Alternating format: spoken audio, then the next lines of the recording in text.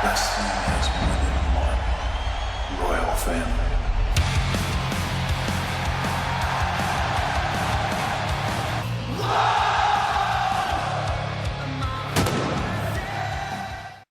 Y a continuación quiero hacer algunas disquisiciones de orden teórico que tiene que ver con el espíritu de la fundación que hoy estamos inaugurando. Quiero referirme en primer lugar a un concepto que se ha venido expresando en los últimos tiempos cada vez con mayor frecuencia y que lo he mencionado varias veces en esta intervención, y es el concepto de batalla cultural. ¿Qué significa la batalla cultural? La índole de este concepto es esencialmente política. Cuando hablamos de batalla cultural hablamos de política. Hablamos del campo de la cultura, no simplemente como un campo del ocio, del entretenimiento, de la contemplación, ni siquiera como un campo de la ilustración, tal como se lo concibe tradicionalmente al campo de la cultura, sino como un campo donde se determinan las relaciones de fuerzas políticas, donde lo que está en juego es algo llamado opinión pública, donde lo que está en juego son los valores, los usos, las costumbres, las ideas, las historias, las palabras, el lenguaje, los relatos, los símbolos, las imágenes, las representaciones. Todo aquello que es relativamente intangible, pero que configura los marcos con arreglo a los cuales emprendemos la acción humana. Cuando hablamos de batalla cultural estamos, por lo tanto, hablando de poder. Estamos hablando de poder cultural. ¿Qué es el poder? Max Weber, uno de los clásicos de la sociología, brindó una de las definiciones más concisas y citadas de lo que significa la palabra poder en su obra magnífica titulada Economía y Sociedad. Max Weber decía que el poder es la probabilidad de imponer la propia voluntad aún contra toda resistencia y al margen de las fuentes de esa probabilidad. ¿Qué significa esto? Significa fundamentalmente que la probabilidad de imponer una voluntad está abierta a la determinación de distintas fuentes. Existen distintos tipos de poderes. Vamos a suponer, perdón, Nahuel, que te use de ejemplo, pero te tengo al frente. Vamos a suponer que yo quiero que Nahuel haga X. Mi voluntad es X y quiero que la ejecute Nahuel. Para aumentar esa probabilidad ocurre que yo tengo un arma en mi bolsillo, saco mi arma y la apunto a la cabeza a Nahuel.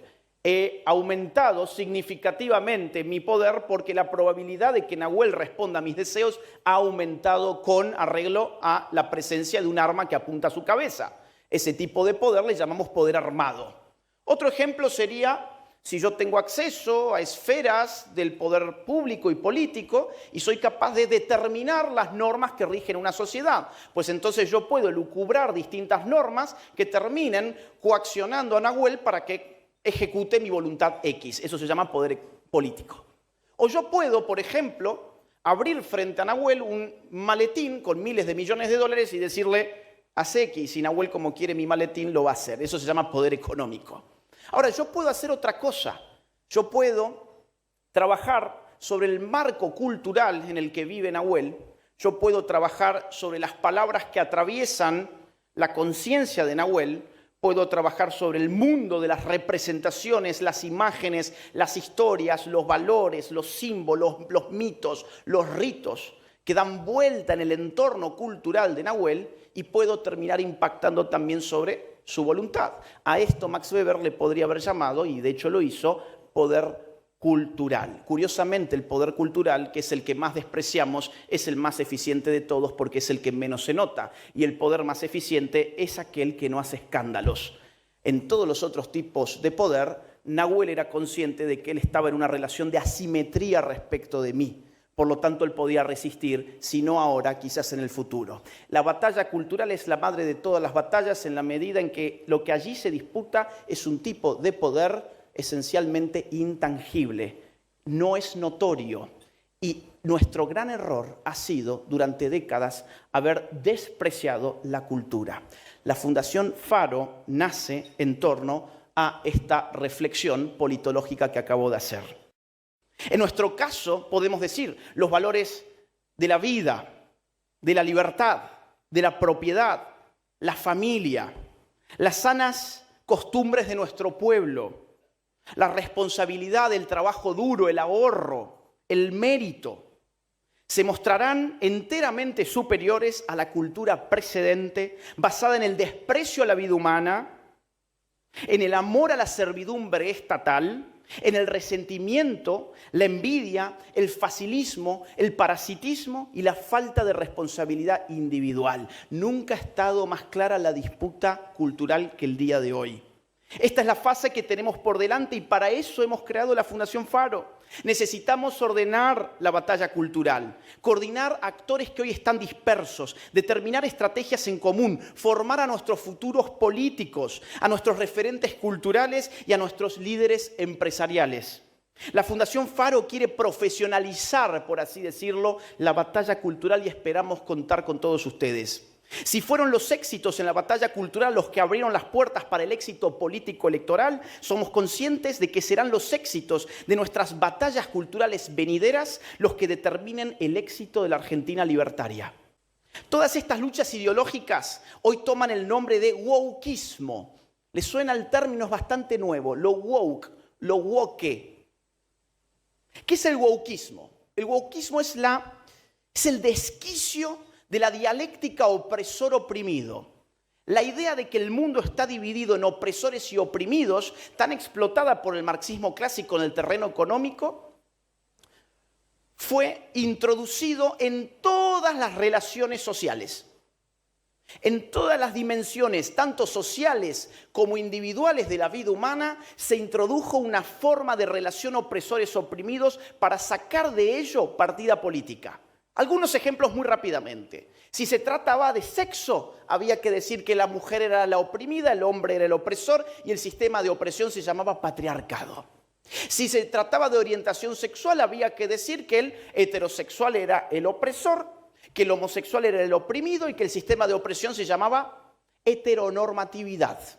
Si se trataba de identidad de género, había que decir que el cisgénero era el opresor, mientras que el transgénero era el oprimido y el sistema de opresión se llamaba cisnormatividad.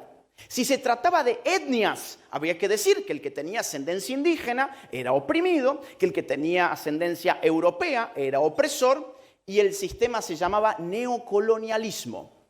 Si se trataba de razas, había que decir que el blanco era el opresor, el negro o el marrón, ahora hablan también de marrones, el negro o el marrón eran los oprimidos y el sistema de opresión se llama racismo. Si se trataba, miren, esto parece un chiste, pero esto está en boga hoy en Estados Unidos, si se trata de peso corporal, pues el gordo es el oprimido, el flaco es el opresor y el sistema se llama gordofobia. Hay ya en Estados Unidos departamentos en universidades llamados departamentos de Fat Studies, que están jugando este tipo de dialéctica.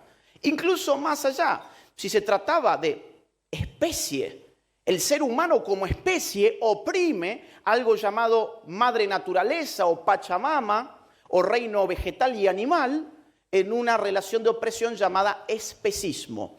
Todas estas dialécticas opresor y oprimido que antes solo funcionaban en el marco de la diferencia ricos y pobres fueron introducidas en la sociedad para lograr varias cosas.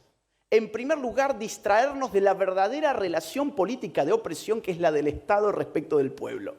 Porque teníamos que empezar a ver si papá era un opresor porque era un machista, si el vecino era un opresor porque era heterosexual, si el maestro era un opresor porque era cristiano y así sucesivamente. El conflicto político se introdujo en escuelas, universidades, iglesias, empresas, familias, vecindarios, clubes, asociaciones, lo inundó todo. Y adivinen quiénes aparecieron como los salvadores. Pues los políticos y el Estado. Para resolver los problemas de la opresión se necesitan cada vez más políticos y cada vez más Estado. Bingo para la izquierda, una reconversión digna de sacarse el sombrero. Llevaron la misma dialéctica que en el siglo XX les fracasó en el terreno de las clases al terreno de la cultura. Y a eso le bautizaron también batalla cultural.